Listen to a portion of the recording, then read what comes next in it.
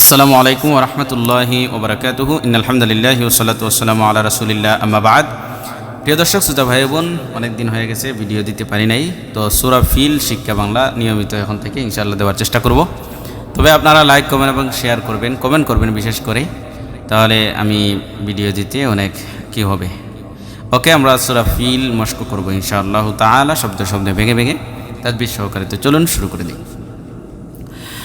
أعوذ بالله من الشيطان الرجيم. بسم الله الرحمن الرحيم. ألم تر كيف فعل ربك بأصحاب الفيل؟ جبن. ألم تر كيف فعل ربك؟ ألم تر كيف فعل ربك؟ ربك পড়বে তারা তারা তারা بأصحاب الفيل بأصحاب الفيل। এখানে হা জবর হা, হা আলি জবর হা, একালি লম্বা হবে। ألم تر كيف فعل ربك بأصحاب الفيل؟ ألم تر كيف فعل ربك بأصحاب الفيل؟ ألم يجعل كيدهم في تضليل؟ ألم يجعل كيدهم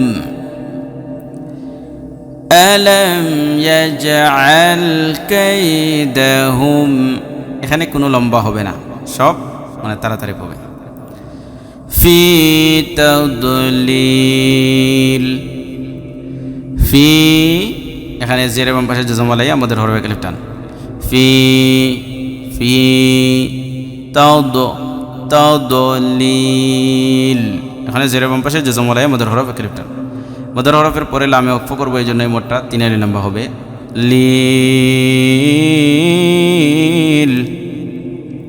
মদের হরফ হলে একালিফ টান দিতে হয়, এটা মনে রাখবেন। ألم يجعل كيدهم في تضليل وأرسل عليهم طيرا أبابيل وأرسل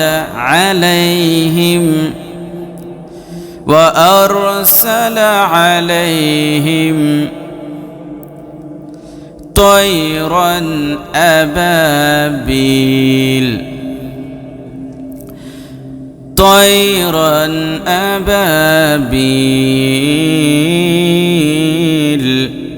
طيب জবর তৈ, র আলিফ দি জবর রন, তৈরন। এখানে আপনার তানবিন হয়েছে, তানবিনের পরে হামজা আসছে, এজহার হয়েছে, স্পষ্ট করে পড়তে হবে গুণাছড়া। وأرسل عليهم طيرا أبابيل ترميهم بحجارة من سجيل ترميهم بحجارة ترميهم بحجارة এখানে জেরে বাম পাশে জজম আলাই আমাদের হরফে কালিফ টান, আর এখানে মিম সাকিনের পরে বা আসছে, এখানে ইখফায়ে সহিহ হয়েছে, একালিফ গুণনা করব, হিম এরকম একালিফ। এরপরে এখানে মিমে নুনে মিমে তাসদীদ গুণা করা ওয়াজিব, আর নুন সাকিনের পরে সিন আসছে, এখানে দেখেন ইখফা হয়েছে, এই জন্য উনিশকারের মতো করে নাকের ভিতরে নিয়ে একালিফ গুণনা করে আদায় করতে হয় ইখফা। ترميهم بحجارة من سجيل ترميهم بحجارة من سجيل فجعلهم كعصف مأكول فجعلهم كعصف مأكول فجعلهم كعصف مأكول সূরা ফিল পুরোটা একসাথে বিসমিল্লাহির রহমানির রহিম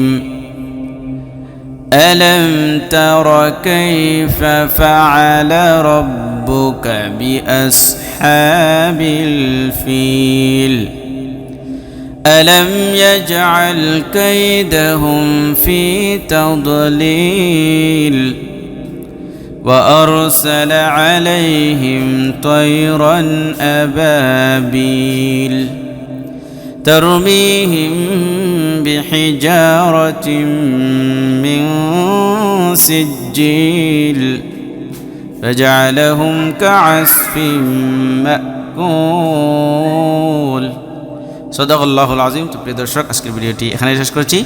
আবারও বলতেছি, পরবর্তী ভিডিও পাওয়ার জন্য অবশ্যই আমার চ্যানেলটি সাবস্ক্রাইব করবেন, ভিডিওতে লাইক এবং কমেন্ট করতে ভুলবেন না। ধন্যবাদ। আসসালামু আলাইকুম ওয়া রাহমাতুল্লাহি ওয়া বারাকাতুহু।